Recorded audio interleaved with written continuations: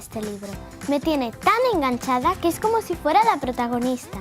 Cuando leo, no me parece que esté haciendo un esfuerzo descomunal, pero en realidad mi cerebro está trabajando a tope.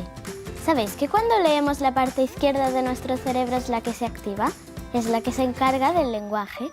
¿Cuántos sonidos tiene la palabra pan?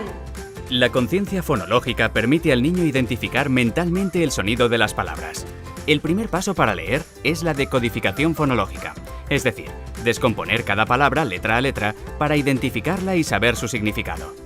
Cuando hemos leído muchas veces una misma palabra, el cerebro ya no tiene la necesidad de descomponerla. La identifica por su forma o representación ortográfica y busca su significado. Por eso es tan importante que los niños se acostumbren a leer un poco cada día.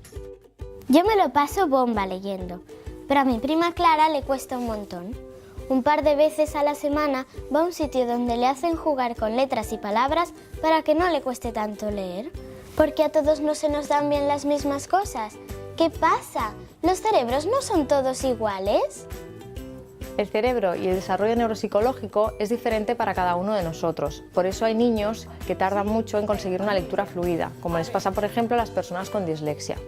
Cuando el proceso de aprendizaje de la lectura está resultando costoso, es conveniente entrenar la conciencia fonológica con ejercicios sencillos y divertidos para el niño, evitando así que la lectura se convierta en un suplicio tanto para él como para sus padres. A ver qué palabra hemos formado. Como parece que a mi cerebro se le da bien eso de la lectura, voy a seguir con mi libro. Una información de la Unidad de Trastornos del Aprendizaje Escolar del Hospital Sant Joan de Déu.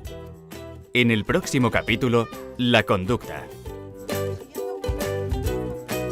Sigue la serie aquí,